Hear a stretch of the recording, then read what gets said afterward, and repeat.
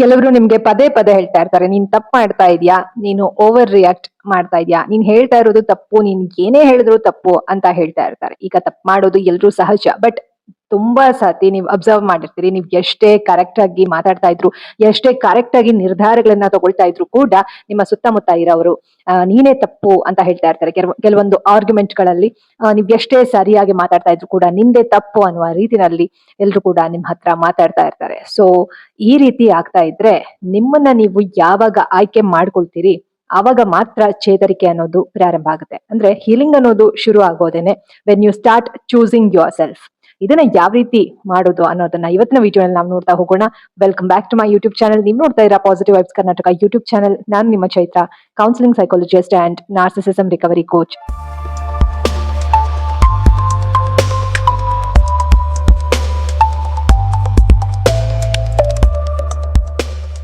ಸ್ನೇಹಿತರೆ, ಈಗ ಆಲ್ರೆಡಿ ನಾವು ಹೆಲ್ತ್ ಅವೇರ್ನೆಸ್ ರಿಲೇಟೆಡ್ ವಿಡಿಯೋಸ್ ಗಳನ್ನ ನೋಡ್ತಾ ಬಂದಿದ್ದೀವಿ, ಸಾಕಷ್ಟು ವಿಚಾರಗಳನ್ನ ತಿಳ್ಕೊಂಡಿದೀವಿ. ಜೊತೆಗೆ ಈ ಒಂದು ಸ್ಪಿರಿಚುವಲ್ ಅವೇರ್ನೆಸ್ ಬಗ್ಗೆ ಕೂಡ ಸಾಕಷ್ಟು ವಿಚಾರಗಳನ್ನ ತಿಳ್ಕೊಂಡಿದೀವಿ.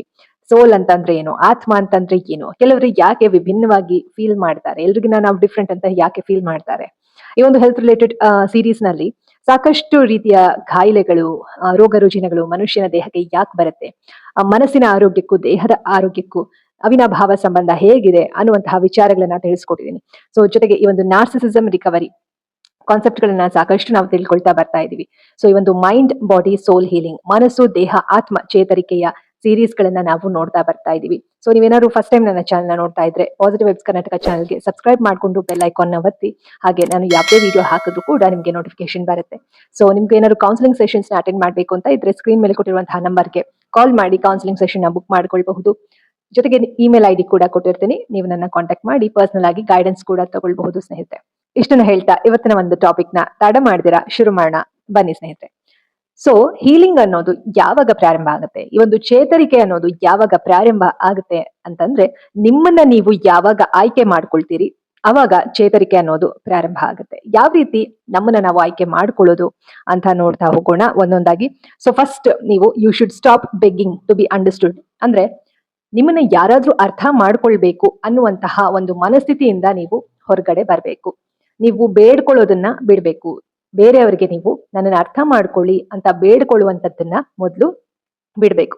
ಇದು ತಕ್ಷಣಕ್ಕೆ ಆಗದೆ ಇದ್ರು ಕೂಡ ಹಂತ ಹಂತವಾಗಿ ನಿಮ್ಮನ್ನ ಯಾರಾದ್ರೂ ಅರ್ಥ ಮಾಡ್ಕೊಳ್ಬೇಕು ಅನ್ನುವಂತಹ ಮನಸ್ಥಿತಿಯಿಂದ ಹೊರಗೆ ಬರ್ಬೇಕು. ಯಾಕಂದ್ರೆ ನಿಮ್ಮನ್ನ ನೀವು ಅರ್ಥ ಮಾಡ್ಕೊಂಡ್ರೆ ಅಷ್ಟೇನೆ ಸಾಕು. ಬೇರೆ ಯಾರಿಗೂ ಕೂಡ ಎಕ್ಸ್ಪ್ಲನೇಷನ್ ಕೊಡುವಂತಹ ಅವಶ್ಯಕತೆ ಇಲ್ಲ. ನಾವು ಎಕ್ಸ್ಪ್ಲನೇಷನ್ ಕೆಲವೊಮ್ಮೆ ಕೊಡ್ಬೇಕಾಗುತ್ತೆ, ಮಾತಾಡ್ಬೇಕಾಗುತ್ತೆ, ಆದ್ರೆ ಅರ್ಥ ಮಾಡ್ಕೊಳ್ತಿಲ್ಲ ಅಂತ ಅಂದಾಗ, ಎಷ್ಟೇ ಹೇಳಿದ್ರು ನೀವು ಹೇಳುವಂತಹ ವಿಚಾರಗಳನ್ನ ಇನ್ನೊಬ್ರು ಅರ್ಥ ಮಾಡ್ಕೊಳ್ತಿಲ್ಲ ಅಂತ ಅಂದಾಗ ನೀವೇನ್ ಮಾಡ್ಬೇಕಾಗತ್ತೆ, ನಿಮ್ಮನ್ನ ಅರ್ಥ ಮಾಡ್ಕೊಳ್ಬೇಕು ಬೇರೆಯವರು ಅನ್ನುವಂತಹ ಒಂದು ಮನಸ್ಥಿತಿಯಿಂದ ಹೊರಗೆ ಬರ್ಬೇಕು. ಆ ರೀತಿ ಬೇಡ್ಕೊಳ್ಳೋದನ್ನ ಬಿಡ್ಬೇಕು. You should stop begging to be understood. ಓಕೆನಾ. ಮೊದಲು ನಾವು ಎಕ್ಸ್ಪ್ಲೈನ್ ಮಾಡ್ತಾನೆ ಇರ್ತೀವಿ. ಮೊದಲು ನಾವೇನ್ ಮಾಡ್ತೀವಿ, ನಮ್ಮನ್ನ ನಾವು ಎಕ್ಸ್ಪ್ಲೈನ್ ಮಾಡ್ತಾ ಇರ್ತೀವಿ. ನಾನು ಈ ರೀತಿ ಅನ್ಕೊಂಡು ಹೇಳಿದ್ದು, ನಾನು ಈ ಒಂದು ದೃಷ್ಟಿಕೋನದಲ್ಲಿ ಹೇಳಿದ್ದು, ನೀವು ಬೇರೆ ರೀತಿ ಅರ್ಥ ಮಾಡ್ಕೊಳ್ತೀರಿ ಅಂತ ಸಾಕಷ್ಟು ನಾವು ಅರ್ಥೈಸೋದಕ್ಕೆ ಶುರು ಮಾಡ್ತೀವಿ. ಬಟ್ ಹೋಗ್ತಾ ಹೋಗ್ತಾ ಎಷ್ಟೇ ಹೇಳಿದ್ರು ಕೂಡ ನೋವೇ ಜಾಸ್ತಿ ಬರುತ್ತೆ ಆ ಕಡೆಯಿಂದ ಹೊರತು ನಮ್ಮನ್ನ ಅರ್ಥ ಮಾಡ್ಕೊಳ್ತಿಲ್ಲ ಅಂತ ಅಂದಾಗ ನಾವೇನ್ ಮಾಡ್ಬೇಕು, ಎಕ್ಸ್ಪ್ಲೈನ್ ಮಾಡೋದನ್ನ ಬಿಟ್ಬಿಡ್ಬೇಕು. ಆದ್ರೆ ಹೀಲಿಂಗ್ ನಂತರ ಒಂದು ರಿಯಲೈಸೇಷನ್ ಅನ್ನೋದಾಗುತ್ತೆ ನಮ್ಗೆ. ಕೆಲವರು ಅರ್ಥ ಮಾಡ್ಕೊಳ್ಳೋದಿಲ್ಲ. ಏನಕ್ಕೆ ಗೊತ್ತಾ, ಅವ್ರಿಗೆ ಅರ್ಥ ಆಗ್ತಾ ಇಲ್ಲ ಅನ್ನೋದಕ್ಕೆ ಅವರು ಅರ್ಥ ಮಾಡ್ಕೊಳ್ಳಲ್ಲ ಅಂತ ನೀವ್ ಅನ್ಕೊಂಡಿರ್ತೀರಿ.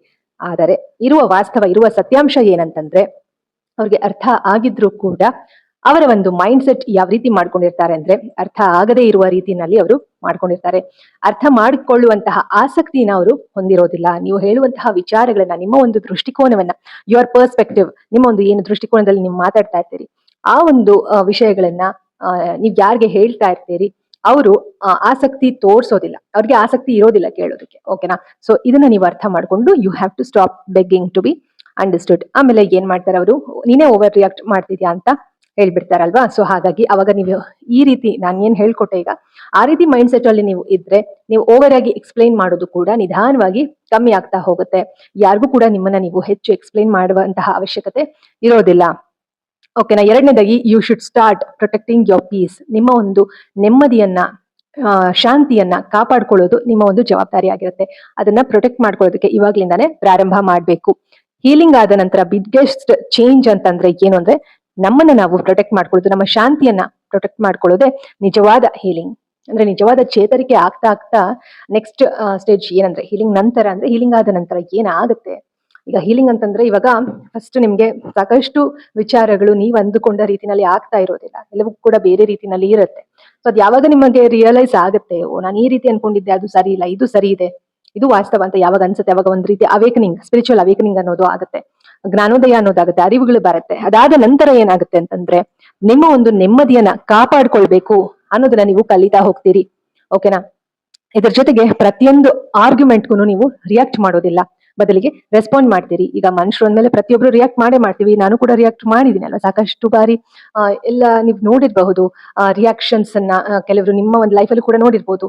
ನೀವೇ ಕೂಡ ರಿಯಾಕ್ಟ್ ಮಾಡಿರ್ಬೋದಲ್ವಾ, ನಿಮ್ಗೆ ಏನೋ ಒಂದು ಇಷ್ಟ ಆಗಿಲ್ಲ ಅಥವಾ ಏನೋ ಒಂದು ತಪ್ಪಾಗಿ ನಿಮ್ ಬಗ್ಗೆ ಹೇಳ್ತಾ ಇದಾರೆ ಅಂದಾಗ ಸಡನ್ ಆಗಿ ನೀವು ರಿಯಾಕ್ಟ್ ಮಾಡೋದು ಅದು ನಿಮ್ಮ ಒಂದು ಕೈಲಿ ಇರೋದಿಲ್ಲ, ಅದು ಅನ್ಕಂಟ್ರೋಲ್ಡ್ ಬಿಹೇವಿಯರ್, ಅದು ಆಟೋಮೆಟಿಕ್ ಆಗಿ ಬರುವಂತದ್ದು. ಯಾವಾಗ ನಾವು ಈ ವಿಚಾರಗಳನ್ನ ತಿಳ್ಕೊಂಡು ಚೇತರಿಕೆ ಕಡೆ ಸಾಗ್ತಾ ಹೋಗ್ತೀವಿ, ಅವಾಗ ನಾವು ಆಟೋಮೆಟಿಕ್ ಆಗಿ ರಿಯಾಕ್ಟ್ ಮಾಡೋದಿಲ್ಲ, ಬದಲಿಗೆ ಯೋಚನೆ ಮಾಡಿ ರೆಸ್ಪಾಂಡ್ ಮಾಡ್ತೀವಿ. ಅಂತಂದ್ರೆ ರಿಯಾಕ್ಟ್ ಅಂತಂದ್ರೆ ಇವಾಗ ಹತ್ಕೊಂಡು ಮಾತಾಡುವಂತದ್ದಾಗಿರ್ಬೋದು ಅಥವಾ ಕೋಪದಲ್ಲಿ ಮಾತಾಡುವಂತದ್ದಾಗಿರ್ಬಹುದು, ಇದೆಲ್ಲರೂ ಮಾಡ್ತೀವಲ್ವಾ. ಆದ್ರೆ ಯಾರು ತುಂಬಾ ನೋವಿಗೆ ಒಳಗಾಗಿರ್ತಾರೆ, ತಮ್ಮ ತಪ್ಪು ಏನೂ ಇಲ್ದಿರ ಅಬ್ಯೂಸ್ಗೆ ಒಳಗಾಗಿರ್ತಾರೆ ಅಂತವರು ಏನ್ ಮಾಡ್ತಾರೆ ಅಂದ್ರೆ ಪದೇ ಪದೇ ಒಳಗಡೆನೆ ಮನ್ಸಲ್ಲಿ ಕೊರಗ್ತಾ ಇರ್ತಾರೆ ಅಲ್ವಾ. ಕೋಪ ಅನ್ನೋದಕ್ಕಿಂತ ಹೆಚ್ಚಾಗಿ ಕೊರಗ್ತಾ ಇರ್ತಾರೆ, ನೋವು ಪಟ್ಕೊಳ್ತಾ ಇರ್ತಾರೆ ಒಳಗಡೆ.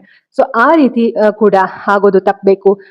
ನೆಮ್ಮದಿಯ ಜೀವನವನ್ನ ಸಾಗಿಸ್ಬೇಕು ಅಂತಂದ್ರೆ ನಿಮ್ಮ ಒಂದು ನೆಮ್ಮದಿಯನ್ನ ನೀವೇ ರಕ್ಷಿಸ್ಕೊಳ್ಬೇಕು. ಓಕೆನಾ. ಅಂತಂದ್ರೆ ಯಾವ ರೀತಿ ಹೀಲಿಂಗ್ ಇಂದ ಇದು ಪ್ರಾರಂಭ ಆಗುತ್ತೆ. ಯಾವ ರೀತಿ ಹೀಲಿಂಗ್, ಒಂದೊಂದೇ ವಿಡಿಯೋಗಳಲ್ಲಿ ಸಾಕಷ್ಟು ವಿಚಾರಗಳನ್ನ ನಿಮ್ಗೆ ತಿಳಿಸ್ಕೊಡ್ತಾ ಇರ್ತೀನಿ. ಮೈಂಡ್, ಬಾಡಿ, ಸೋಲ್ ಹೀಲಿಂಗ್ ಮೂರು ಕೂಡ ತುಂಬಾ ಇಂಪಾರ್ಟೆಂಟ್.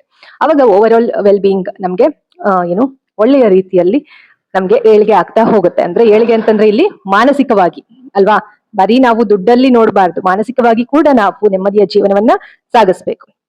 ಈ ರೀತಿ ಬೇರೆಯವ್ರ ನಮ್ಮನ್ನ ಮಿಸ್ಅಂಡರ್ಸ್ಟ್ಯಾಂಡ್ ಮಾಡ್ಕೊಳ್ತಾ ಇದ್ದಾರೆ ಅಂತ ಅಂದಾಗ ನಾವೇನ್ ಮಾಡ್ಬೇಕು, ಆರ್ಗ್ಯೂ ಮಾಡ್ಬಾರ್ದು, ಜಾಸ್ತಿ ವಾದ ಮಾಡಕ್ಕೆ ಹೋಗ್ಬಾರ್ದು. ಯಾಕಂದ್ರೆ ಪೀಸ್ ಅನ್ನೋದು ನಮ್ಗೆ ತುಂಬಾನೇ ಮುಖ್ಯ. ನಮ್ಮನ್ನ ನಾವು ಪ್ರೂವ್ ಮಾಡೋದ್ರಲ್ಲಿ ಯಾವ್ದೇ ಕಾರಣಕ್ಕೂ ನಮ್ಗೆ ನೆಮ್ಮದಿ ಸಿಗೋದಿಲ್ಲ. ನಮ್ಮ ನೆಮ್ಮದಿ ಸಿಗೋದು ಯಾವಾಗ ನಮ್ಮ ಒಂದು ನೆಮ್ಮದಿ ಶಾಂತಿನ ರಕ್ಷಣೆ ಮಾಡ್ಕೊಂಡಾಗ ನಿಜವಾದ ಒಂದು ಸಮಾಧಾನತೆ ಅನ್ನೋದು ಸಿಗುತ್ತೆ. ಇನ್ನು ಮೂರನೇದಾಗಿ you begin trusting yourself again. ಈ ಒಂದು ನಿಮ್ಮನ್ನ ನೀವು ಚೂಸ್ ಮಾಡಿದಾಗ ಏನಾಗುತ್ತೆ, ಹೀಲಿಂಗ್ ಈ ಒಂದು ಚೇತರಿಕೆನಲ್ಲಿ ನಿಮ್ಮನ್ನ ನೀವು ಆಯ್ಕೆ ಮಾಡ್ಕೊಳ್ಳುವಾಗ ನಿಮ್ಮನ್ನ ನೀವು ನಂಬೋದಕ್ಕೆ ಪ್ರಾರಂಭ ಮಾಡ್ತೀರಿ. ಇವಾಗ ನಿಮ್ಮ ಮೇಲೆ ನಿಮ್ಗೆ ನಂಬಿಕೆ ಕಳ್ಕೊಂಡ್ ಬಿಟ್ಟಿರ್ತೀರಿ, ಆದ್ರೆ ಈ ಒಂದು ಚೇತರಿಕೆ ಸ್ಟಾರ್ಟ್ ಆದ್ಮೇಲೆ ಏನಾಗುತ್ತೆ, ನಿಮ್ಮನ್ನ ನೀವು ಮತ್ತೆ ನಂಬೋದಕ್ಕೆ ಶುರು ಮಾಡ್ತೀರಿ. ಸೆಲ್ಫ್ ಡೌಟ್ ಕ್ರಿಯೇಟ್ ಆಗ್ಬಿಟ್ಟಿರುತ್ತೆ, ಅಯ್ಯೋ ನಂದೇ ತಪ್ಪ, ನಾನೇ ಓವರ್ ರಿಯಾಕ್ಟ್ ಮಾಡಿದ್ನಾ.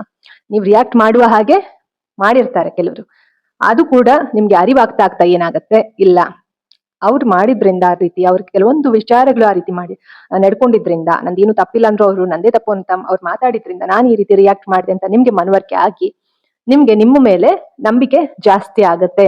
ಕೆಲವೊಂದ್ಸತಿ ಜನರೇಷನಲ್ ಟ್ರಾಮಾ ಇರುತ್ತೆ. ಇವಾಗ ನಿಮ್ಗೆ ಯಾರು ಹಾಗೆ ಮಾಡ್ತಾ ಇರ್ತಾರೆ ಅವ್ರಿಗೂ ಕೂಡ ಅವರ ಒಂದು ಹಿಂದಿನ ತಲೆಮಾರಿನವರು ಹಾಗೆ ಮಾಡಿರ್ತಾರೆ. ಅಥವಾ ಏನು ನೀವು ವರ್ಕ್ ಮಾಡೋ ಕಡೆ ಆಗಿರ್ಬೋದು, ಸ್ಕೂಲ್ ಕಾಲೇಜಸ್ ಅಲ್ಲಿ ಆಗಿರ್ಬೋದು, ಕೊಲೀಗ್ಸ್ ಆಗಿರ್ಬೋದು, ಫ್ಯಾಮಿಲಿನಲ್ಲಿ ಆಗಿರ್ಬೋದು, ಎಲ್ಲೇ ಆಗಿರ್ಬೋದು. ಸೊ ನಿಮ್ಗೆ ಯಾರಾದ್ರೂ ಮೆಂಟಲಿ ಏನೋ ಸ್ಟ್ರೆಸ್ ಕೊಡ್ತಾ ಇದ್ದಾರೆ ಅಂತಂದ್ರೆ ನಿಮ್ಮನ್ನ ನೀವು ಡೌಟ್ ಪಡೋದು ಜಾಸ್ತಿ ಆಗ್ತಾ ಹೋಗುತ್ತೆ. ಸೊ ಈ ಹೀಲಿಂಗ್ ಅಂತ ಶುರು ಆದಾಗ ನಿಮ್ಮನ್ನ ನೀವು ಯಾವಾಗ ಆಯ್ಕೆ ಮಾಡ್ಕೊಳ್ತೀರಿ ಅವಾಗ ನಿಮ್ಮ ಮೇಲೆ ನಂಬಿಕೆ ನಿಮ್ಗೆ ಜಾಸ್ತಿ ಆಗುತ್ತೆ. ಓಕೆನಾ. ಸೊ ನಾವಿಲ್ಲಿ ಏನು ಮಾತಾಡ್ತಾ ಇರೋದು, healing begins when you start choosing yourself again. ನಿಮ್ಮನ್ನ ನೀವು ಆಯ್ಕೆ ಮಾಡ್ಕೊಳ್ಬೇಕು ಪ್ರತಿ ಸಾತಿ. ಅವಾಗ ಏನಾಗುತ್ತೆ, ಹೀಲಿಂಗ್ ಅನ್ನೋದು ಕಂಟಿನ್ಯೂಟಿ ಆಗಿ ಹೋಗ್ತಾ ಇರುತ್ತೆ. ಅಂದ್ರೆ ಕನ್ಸಿಸ್ಟೆನ್ಸಿನಲ್ಲಿ ಹೀಲಿಂಗ್ ಅನ್ನೋದು ನಿಮ್ಮ ಲೈಫ್ ಅಲ್ಲಿ ಕಾಣಿಸ್ತಾ ಹೋಗುತ್ತೆ, ಪಾಸಿಟಿವ್ ಆಗಿ ಟ್ರಾನ್ಸ್ಫಾರ್ಮೇಶನ್ ಆಗುತ್ತೆ. ಓಕೆನಾ. ಈ ಒಂದು ನಾರ್ಸಿಸಿಸ್ಟಿಕ್ ಅಬ್ಯೂಸ್ ನಂತರ ಸರ್ವೈವರ್ಸ್ ಗಳು ತಮ್ಮ ಒಂದು ಇಂಟ್ಯೂಷನ್ಸ್ ಮೇಲೆ ಅವರೇ ಡೌಟ್ ಪಡ್ತಾರೆ. ಇಂಟ್ಯೂಷನ್ ಅಂದ್ರೆ ಏನು, ಕೆಲವೊಂದು ನಮಗೆ ಇಂಟ್ಯೂಷನ್ಸ್ ಬರ್ತಾ ಇರುತ್ತೆ, ನೀನ್ ಹೀಗ್ ಮಾಡು, ನೀನ್ ಹಾಗೆ ಮಾಡು ಅಂತ ಕೆಲವೊಂದು ನಮ್ಮ ಒಂದು ಮೈಂಡ್ ಹೇಳ್ತಾ ಇರುತ್ತೆ ನಮ್ಗೆ. ಆ ಒಂದು ಇಂಟ್ಯೂಷನ್ಸೇ ನಮ್ಗೆ ನಮ್ಮನ್ನೇ ನಾವು ಡೌಟ್ ಪಡುವ ಹಾಗೆ ಮಾಡ್ಬಿಡುತ್ತೆ, ಇಂಟ್ಯೂಷನ್ಸ್ ಅನ್ನೇ ಕಳ್ಕೊಂಡ್ ಬಿಡುವ ಹಾಗೆ ಆಗತ್ತೆ. ನಂದೇ ತಪ್ಪಿರಬಹುದಾ ಅನ್ನೋ ರೀತಿನಲ್ಲಿ ಆಗ್ಬಿಡುತ್ತೆ, ಕಾನ್ಸ್ಟೆಂಟ್ಲಿ ಓವರ್ ಥಿಂಕ್ ಮಾಡುವ ರೀತಿ ಆಗತ್ತೆ. ಆದ್ರೆ ಹೀಲಿಂಗ್ ಅನ್ನೋದು ನಿಧಾನವಾಗಿ ಸೆಲ್ಫ್ ಟ್ರಸ್ಟ್ ನ ಬಿಲ್ಡ್ ಮಾಡುತ್ತೆ. ನಮ್ಮ ಒಂದು ಫೀಲಿಂಗ್ಸ್ ವ್ಯಾಲಿಡ್ ಅನ್ನೋದನ್ನ ಮತ್ತೆ ಫೀಲ್ ಮಾಡೋದಕ್ಕೆ ನಾವು ಶುರು ಮಾಡ್ತೀವಿ. ನಮ್ಮ ಒಂದು ಭಾವನೆಗಳಿಗೂ ಕೂಡ ಬೆಲೆ ಇದೆ, ನಾವು ಕೂಡ ಮನುಷ್ಯರು, ನಮ್ಮ ಒಂದು ಭಾವನೆಗಳಿಗೂ ಕೂಡ ಬೆಲೆ ಇದೆ ಅನ್ನೋದನ್ನ ನಾವು ಅರ್ಥ ಮಾಡ್ಕೊಳ್ಳೋದಕ್ಕೆ ಶುರು ಮಾಡಿದಾಗ ಏನಾಗುತ್ತೆ, ನಮ್ಮನ್ನ ನಾವು ನಂಬೋದಕ್ಕೆ ಶುರು ಮಾಡ್ತೀವಿ. ಇನ್ನು ನಾಲ್ಕನೇದಾಗಿ, you stop carrying their version of you. ಅಂದ್ರೆ ಇವಾಗ ಯಾರು ನಿಮ್ ಜೊತೆ ವಾದ ಮಾಡ್ತಿರ್ತಾರೆ, ಯಾರು ನಿಮ್ಗೆ ಯಾವಾಗ್ಲೂ ಮಾನಸಿಕವಾಗಿ ನೋವು ಕೊಡ್ತಾ ಇರ್ತಾರೆ, ಅವರು ಒಂದು ವರ್ಷನ್, ಅವರು ನಿಮ್ಮ ಒಂದು ಕೆಲವು ವರ್ಷನ್ಸ್ ನ ತಲೆಯಲ್ಲಿ ಇಟ್ಕೊಂಡಿರ್ತಾರೆ. ನೀವು ಹೀಗಿರ್ಬೇಕು ಹಾಗಿರ್ಬೇಕು ಅನ್ನೋ ರೀತಿ ಅವ್ರದೇ ಒಂದು ರೂಲ್ಸ್ ಸೆಟ್ ಮಾಡ್ಕೊಂಡಿರ್ತಾರೆ. ಆದ್ರೆ ನೀವು ಯಾವಾಗ ಅದನ್ನ ಸ್ಟಾಪ್ ಮಾಡ್ತೀರಿ, ಅವ್ರು ಅನ್ಕೊಂಡಿದ್ ರೀತಿ ನೀವಲ್ಲ ಅಂತ ಯಾವಾಗ ನಿಮ್ಗೆ ನೀವು ಅನ್ಕೊಳ್ತೀರಿ, when you stop caring their version of you, ಅವಾಗ ಹೀಲಿಂಗ್ ಅನ್ನೋದು ಶುರು ಆಗುತ್ತೆ. ಅವಾಗ ನಿಮ್ಮನ್ನ ನೀವು ಆಯ್ಕೆ ಮಾಡೋದು ಶುರು ಆಗುತ್ತೆ. ಓಕೆನಾ? ಸೊ ನಿಮ್ಮ ಒಂದು ಕೈಂಡ್ನೆಸ್ ಅನ್ನೋದು ವೀಕ್ನೆಸ್ ಅಲ್ಲ ಸ್ನೇಹಿತರೆ. ನಿಮ್ಮ ಒಂದು ಎಮೋಷನ್ಸ್, ಭಾವನೆಗಳು ಅನ್ನೋದು ಡ್ರಾಮಾ ಅಲ್ಲ, ನಾಟಕ ಅಲ್ಲ ಅದು. ನಿಮ್ಮ ಒಂದು ನಾ ಫಸ್ಟೇ ಹೇಳ್ದಂಗೆ ಕೈಂಡ್ನೆಸ್ ಅನ್ನೋದು ವೀಕ್ನೆಸ್ ಅಲ್ಲ. ಕೈಂಡ್ನೆಸ್ ಅಂತಂದ್ರೆ ಏನು? ನಿಮ್ಮ ಒಂದು ಸಹಾನುಭೂತಿ, ನಿಮ್ಮ ಒಂದು ಏನು ಕೈಂಡ್ ಆಗಿರುವಂತಹ ಭಾವನೆ ಅದು ವೀಕ್ನೆಸ್ ಅಲ್ಲ.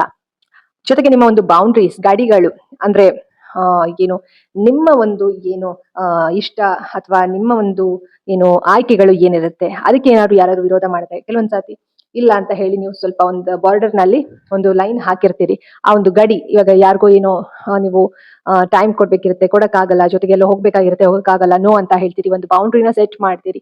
ಸೊ ಆ ರೀತಿ ಬೌಂಡ್ರಿ ಸೆಟ್ ಮಾಡೋದು ಯಾವತ್ತೂ ಕೂಡ ಆಟಿಟ್ಯೂಡ್ ಅಲ್ಲ. ಆಟಿಟ್ಯೂಡ್ ಅಂತ ಅಂದ್ರೆ ಒಬ್ಬೊಬ್ಬರ ದೃಷ್ಟಿಕೋನದಲ್ಲಿ ಒಂದೊಂದು ಇರಬಹುದು. ಓಕೆ, ಅದ್ರ ಬಗ್ಗೆ ನಾನು ತಿಳಿಸ್ಕೊಡ್ತೀನಿ ನಿಮ್ಗೆ. ಆಟಿಟ್ಯೂಡ್ ಅಂತ ಅಂದ್ರೆ ಏನು, ಸ್ಟ್ರೆಸ್ ಮ್ಯಾನೇಜ್ಮೆಂಟ್ ಯಾವ ರೀತಿ, ಈ ರೀತಿ ಕೆಲವೊಂದೆಲ್ಲ ಕಾನ್ಸೆಪ್ಟ್ಗಳು ಇದೆ, ಸೈಕಾಲಜಿ ರಿಲೇಟೆಡ್ ಕಾನ್ಸೆಪ್ಟ್ಗಳು. ಅದನ್ನ ನಾನು ನಿಮ್ಗೆ ತಿಳಿಸ್ಕೊಡ್ತೀನಿ. ಜೊತೆಗೆ ಈ ಒಂದು ನಾ ಹೇಳ್ದಂಗೆ ಬೌಂಡ್ರೀಸ್ ಅನ್ನೋದು ಆಟಿಟ್ಯೂಡ್ ಅಲ್ಲ. ಹೀಲಿಂಗ್ ಅಂತಂದ್ರೆ ಅವರ ವರ್ಷನ್ ಅನ್ನ ನೀವು ಬಿಡೋ ಅಂತದ್ದು, ನಿಮ್ಮ ರಿಯಲ್ ಸೆಲ್ಫ್ ಜೊತೆ ರೀಕನೆಕ್ಟ್ ಆಗುವಂಥದ್ದು, ನಿಮ್ಮ ಒಂದು ನಿಜವಾದ ಸೆಲ್ಫ್, ನಿಮ್ಮ ಒಂದು ವ್ಯಕ್ತಿತ್ವ ಜೊತೆ ನೀವು ರೀಕನೆಕ್ಟ್ ಆಗುವಂತದ್ದೇ ನಿಜವಾದ ಹೀಲಿಂಗ್ ಅಂತ ಹೇಳ್ಬೋದು ಸ್ನೇಹಿತರೆ. ಸೊ ಇದಾಗಿತ್ತು ಇವತ್ತಿನ ಒಂದು ವಿಡಿಯೋ. ಸೊ ಹಾಗಾಗಿ ಹೀಲಿಂಗ್ ಆಲ್ವೇಸ್ ಲೌಡ್ ಆಗಿ ಇರೋದಿಲ್ಲ, ಕೆಲವೊಮ್ಮೆ ಅದು ಸೈಲೆಂಟ್ ಆಗಿ ಇರುತ್ತೆ, ಸೈಲೆಂಟ್ ಡಿಸಿಷನ್ಸ್ ನಲ್ಲಿ ಇರುತ್ತೆ ನಿಮ್ಮ ಒಂದು ಚೇತರಿಕೆ ಅನ್ನುವಂಥದ್ದು. ಐ ಡಿಸರ್ವ್ ಪೀಸ್ ಟು ಅಂತ ನಿಮ್ಗೆ ನೀವು ಹೇಳ್ಕೊಳ್ಬೇಕು. ಓಕೆನಾ? So take care of your mind, body, soul and heart. ಓಕೆನಾ? ಈ ಒಂದು ವಿಡಿಯೋ ನಿಮ್ಮೆಲ್ಲರಿಗೂ ಕೂಡ ಯೂಸ್ಫುಲ್ ಆಯ್ತು ಅಂತ ಭಾವಿಸ್ತೀನಿ. Be kind to your mind, body and ಸೋಲ್.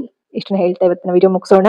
ಮುಂದಿನ ವಿಡಿಯೋ ಮತ್ತೆ ಭೇಟಿ ಆಗೋಣ ಸ್ನೇಹಿತರೆ. Awareness is the beginning of your healing journey. ನೀವೇನಾದ್ರು ಇನ್ನೂ ಕೂಡ ಸಬ್ಸ್ಕ್ರೈಬ್ ಮಾಡ್ಕೊಂಡಿಲ್ಲ ಚಾನಲ್ಗೆ ಅಂದ್ರೆ ಪಾಸಿಟಿವ್ ವೆಬ್ಸ್ ಕರ್ನಾಟಕ ಚಾನಲ್ಗೆ ಸಬ್ಸ್ಕ್ರೈಬ್ ಮಾಡ್ಕೊಳ್ಳಿ. ಜೊತೆಗೆ ಬೆಲ್ ಐಕಾನ್ ಒತ್ತಿ. ಹಾಗೆ ಕೌನ್ಸಿಲಿಂಗ್ ಸೆಷನ್ಸ್ ಅಟೆಂಡ್ ಮಾಡಬೇಕು ಅಂದ್ರೆ ಸ್ಕ್ರೀನ್ ಮೇಲೆ ಕೊಟ್ಟಿರುವಂತಹ ನಂಬರ್ಗೆ ಕಾಲ್ ಮಾಡಿ ಕೌನ್ಸಿಲಿಂಗ್ ಸೆಷನ್ ಬುಕ್ ಮಾಡ್ಕೊಳ್ಬಹುದು. ಆದಷ್ಟು ಬೇಗ ನಿಮಗೆ ವಾಟ್ಸ್ಆಪ್ ಕಮ್ಯುನಿಟಿ ಅಥವಾ ಟೆಲಿಗ್ರಾಮ್ ಯಾವ್ದಾದ್ರು ಒಂದು ಲಿಂಕ್ ಕೂಡ ಕೊಡ್ತೀನಿ, ಜಾಯ್ನ್ ಆಗ್ಬಹುದು. ಸೊ ಇಷ್ಟನ್ನ ಹೇಳ್ತಾ ಒಂದು ವಿಡಿಯೋ ಇಲ್ಲಿಗೆ ಮುಗಿಸೋಣ. ಮುಂದಿನ ವಿಡಿಯೋ ಮತ್ತೆ ಭೇಟಿ ಆಗೋಣ ಸ್ನೇಹಿತರೆ. ಅಲ್ಲಿವರೆಗೂ think positive, B on optimist. Life is beautiful and make the most of it. ಎಲ್ಲರಿಗೂ ಶುಭವಾಗಲಿ. ಧನ್ಯವಾದಗಳು.